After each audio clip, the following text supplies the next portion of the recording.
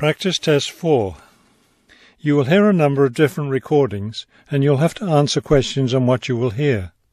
There will be time for you to read the instructions and questions, and you will have a chance to check your work. All the recordings will be played once only. The test is in 4 sections.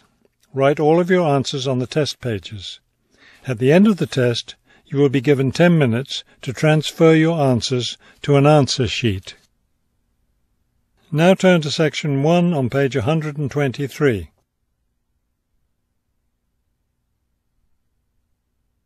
Section 1. You will hear a man arranging to get a telephone connection.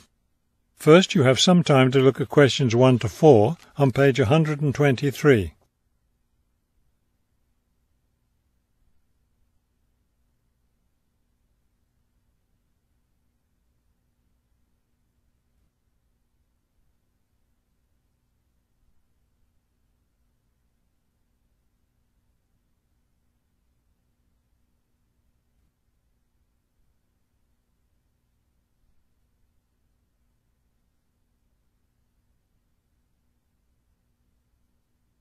You will see that there is an example that has been done for you. On this occasion only, the conversation relating to this will be played first. This is the ClearPoint Telephone Company Customer Service Office. My name is Ms. Jones. How may I help you? Yes, I'm moving and I'd like to arrange to have a phone line installed. The woman answers the phone. This is the ClearPoint Telephone Company Customer Service Office. So the words telephone company have been written at the top of the form. Now we shall begin.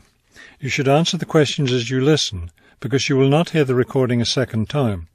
Listen carefully and answer questions 1 to 4. This is the ClearPoint Telephone Company Customer Service Office.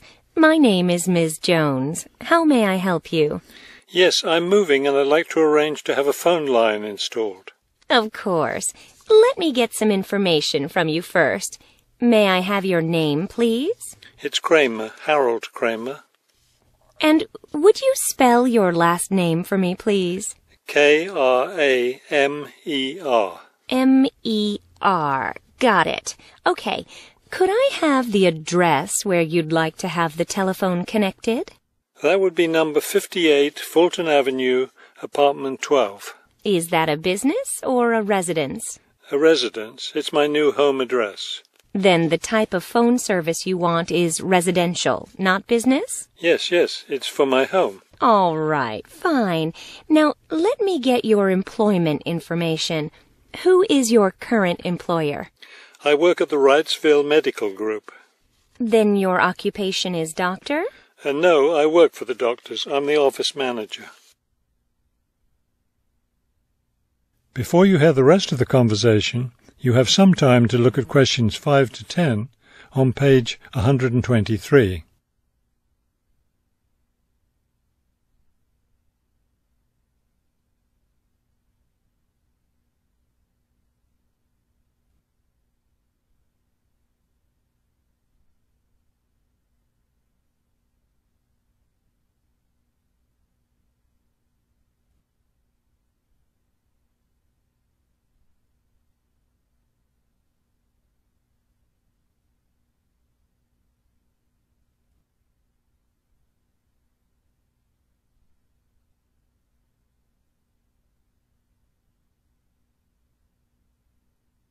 Now listen and answer questions 5 to 10. Okay. And could I have your work phone number? It's 637-555-9014. 9014. Great. Just one more thing. I need to know how long you've been at your current job. I've been working there for quite a while now. Let me see. 9, that's right, 9 years. Okay, good.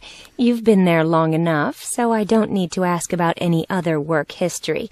Now, in addition to our basic phone service, we have several special services available. Could you explain them to me? Most customers opt for unlimited long-distance service. It really saves you money if you make a lot of long-distance calls. That sounds like a good idea. Then I'll put you down for long-distance service. Another popular service is voicemail. Voicemail takes all your messages electronically, and all it takes is one simple phone call to retrieve them. Voicemail. No, I don't think so. I have an answering machine to take my messages. It's old, but it still works fine. We also provide internet service if you're interested in that. I am. Please put me down for internet as well as phone service. Right. Okay, I think we're almost finished. I just need to schedule a time for the technician to go to your apartment and do the installation. Let me see. What about next Tuesday? Would that work for you? No, not Tuesday. I'll be at a conference all day. Wednesday would work, though. I'm afraid I won't have any technicians in your area on Wednesday. I could send someone on Friday. That would be fine. What time of day works best for you? Morning or afternoon? Morning would be best. All right, then. It's on the schedule. Do you have any questions? No, I don't think so. Thank you for calling Clearpoint. That is the end of section 1. You now have half a minute to check your answers.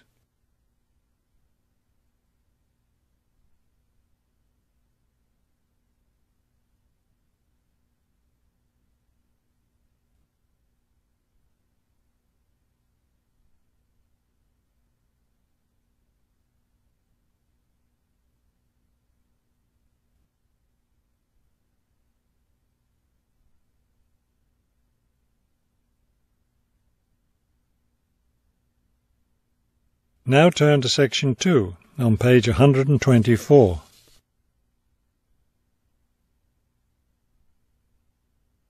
Section 2. You will hear a radio interview about an upcoming fair. First, you have some time to look at questions 11 to 14 on page 124.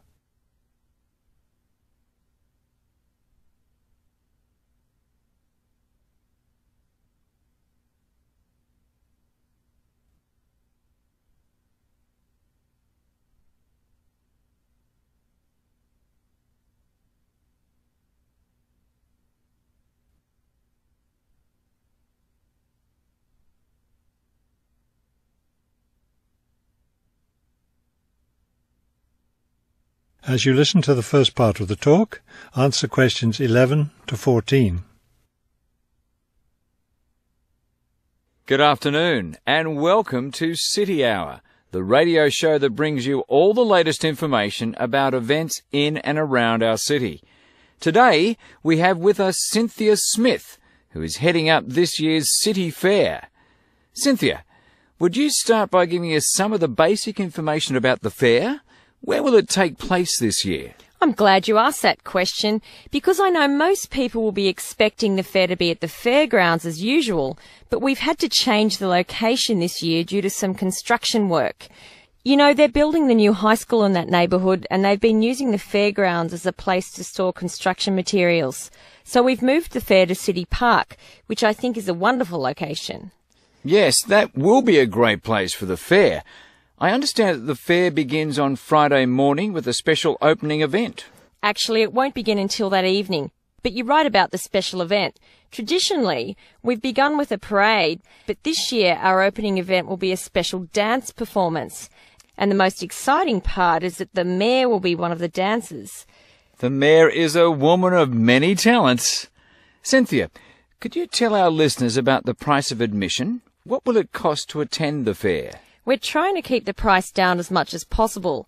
A 3-day pass is just $25, or you can buy a Saturday or Sunday only pass for $15.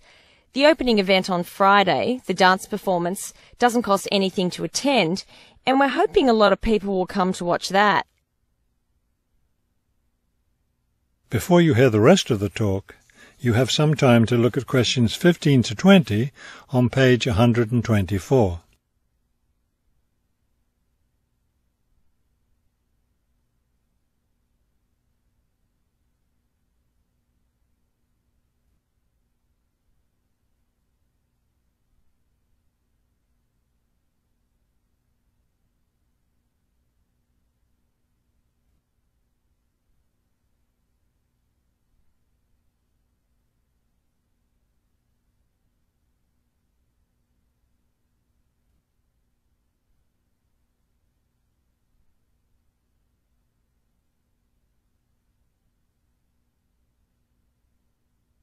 Now listen and answer questions 15 to 20.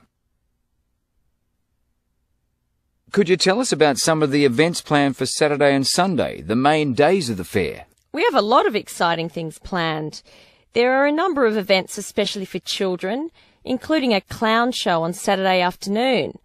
On Saturday evening, we've got an event that can be enjoyed by the whole family, a concert by the lake. I'm sure that will be a popular event. Is there anything special planned for Sunday? Yes, a really fun event, and we hope a lot of people will participate. There'll be a singing contest in the afternoon. It's open to everyone at no charge. It doesn't matter whether you're an experienced singer or not. If you've always dreamed of singing on stage, this is your chance. That sounds like a lot of fun. I think it will be.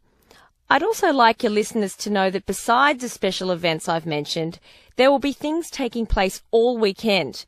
For example, at the food court, international food will be served. You'll be able to sample dishes from all around the world. There will also be special games for children at different locations around the fair. Will there be things people can buy, souvenirs, anything like that? We have a large area set aside where there will be crafts for sale. This will be an opportunity to buy many lovely handmade things and to get to know some of our local artists and craftspeople as well. It sounds like there will be a lot of fun for everyone at this year's fair. Thank you for sharing the information with us, Cynthia. Thank you for inviting me. That is the end of section 2. You now have half a minute to check your answers.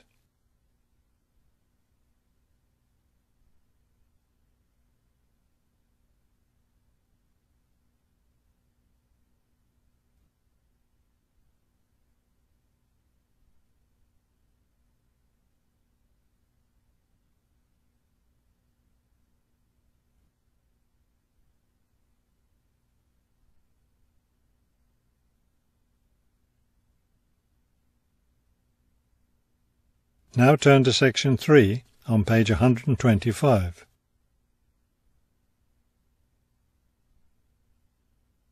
Section 3.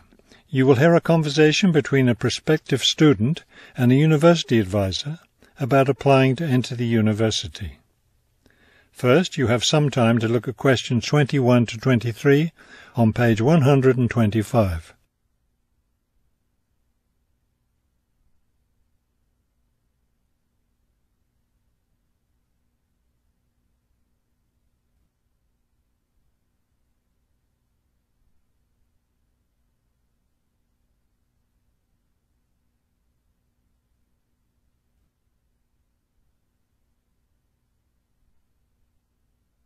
As you listen to the first part of the conversation, answer questions 21 to 23. I'm interested in entering your business administration program, and I'd like some information on how to apply. I'm a little concerned because I've been out of school for a number of years. That could actually work to your advantage. It's possible to get academic credit for work experience if that experience is related to courses in our program. I've been working in business for several years. How would I get academic credit for that? First, you'll need to read the university catalogue to see if any of the course descriptions match your specific job experience. For example, if you've worked in accounting, you may be able to get credit for an accounting course. So then what would I do? You would write a summary of your work experience, relating it to specific courses we offer. Submit that to the admissions office with a letter from your work supervisor confirming your experience. Before you hear the rest of the conversation, you have some time to look at questions 24 to 30 on page 125.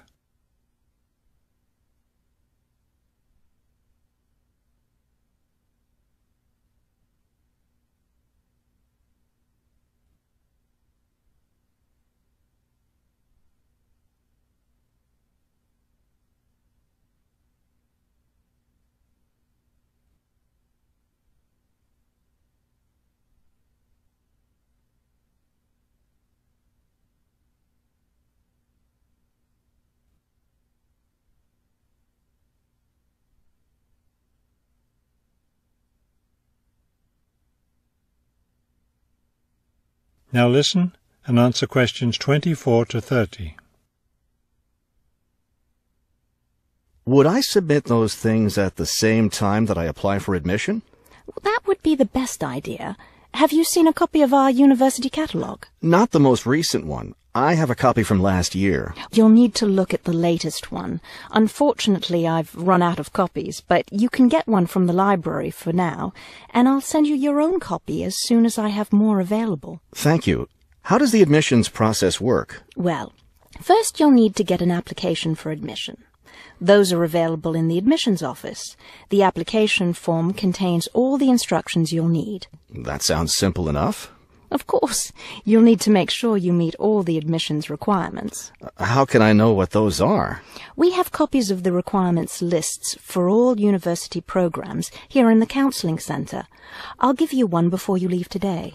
Will I need to get recommendations from my employer or former teachers? Oh, yes, you will. The recommendation forms are available in the admissions office. Now, I don't know if you'll also be applying for a part-time job through the university work-study program. I'm considering that. How can I find out what kinds of jobs are offered? You can access the job listings from the computers in the library. Are you planning to study full-time or part-time? I want to be a full-time student. Good. Then you'll qualify for the work-study program. Part-time students aren't eligible. As a full-time student, would I be eligible for a free bus pass? No, unfortunately, we don't have those available for any of our students. However, you can apply for financial assistance to help pay for your books or for your tuition. I'd like to look into that. Do I apply for that at the admissions office? No, that's through us. You'll need to make an appointment with a counselor. That is the end of section 3. You now have half a minute to check your answers.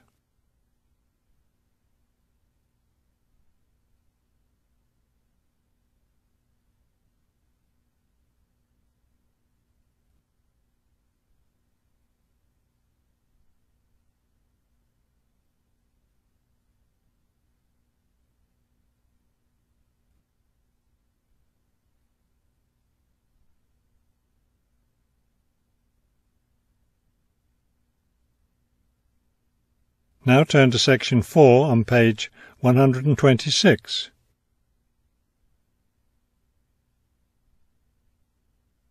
Section 4. You will hear a lecture about the black bear. First, you have some time to look at questions 31 to 35 on page 126.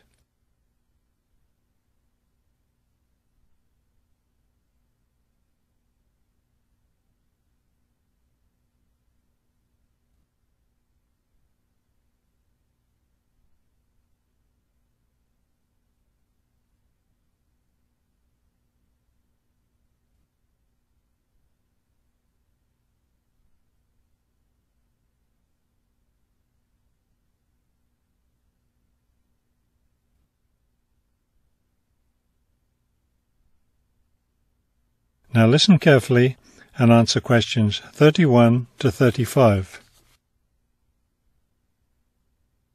The black bear, or Ursus americanus, has a wide range inhabiting forested areas of North America, including Canada, the United States, and parts of northern Mexico. Black bears are omnivores, getting their nutrition from a wide variety of plants and animals. The particular foods any one bear eats depends on what's available in the area where that bear lives, as well as on the season of the year. Generally speaking, plant foods make up 90% of the bear's diet. The rest of its meals consist of animal foods, such as insects and fish. Bears have a relatively long gestation period. Mating takes place in the spring or early summer, but bear cubs aren't born until the following winter. Usually, 2 cubs are born at a time, although some litters may have as many as 5 cubs. Bear cubs are dependent on their mother and may stay with her for close to 2 years. Wild black bears can live as long as 25 years. They've lived for as long as 30 years or more in captivity. Before you hear the rest of the talk, you have some time to look at questions 36 to 40 on page 126.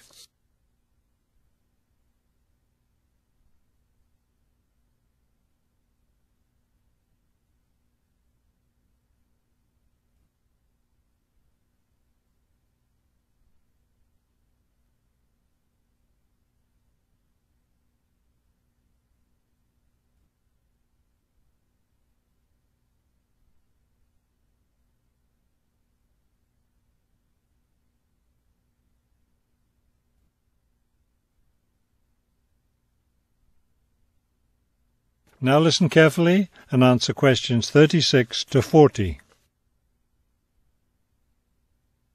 Much of the black bear's range coincides with the range of its close cousin, the grizzly bear. Although these bears are somewhat similar in appearance and habits, it isn't difficult to tell the difference between them. Colour isn't necessarily a distinguishing characteristic, as both species of bears occur in a range of colours from almost blonde to dark brown or black. Many black bears, however, have a patch of fur on their chests that's lighter in colour than the rest of their fur. Grizzly bears don't have this patch. Size isn't always a distinguishing feature either, although grizzly bears are usually heavier with an average weight of 225 kilos. Black bears average 140 kilos in weight. Grizzly bears spend time digging in the ground for roots and tubers that make up part of their diet. The large muscles they need for this give them a distinct shoulder hump. This hump is absent in black bears, which don't do the same kind of digging. The shape of the face and ears is also different in each species of bear. Grizzly bears have a depression between the eyes and nose, and short, round ears. Black bears, on the other hand, have a straighter profile and longer, more pointed ears. Grizzly bears are known for their fearsome, long, sharp claws. Black bears have shorter claws, which are better suited for climbing trees. That is the end of section 4. You now have half a minute to check your answers.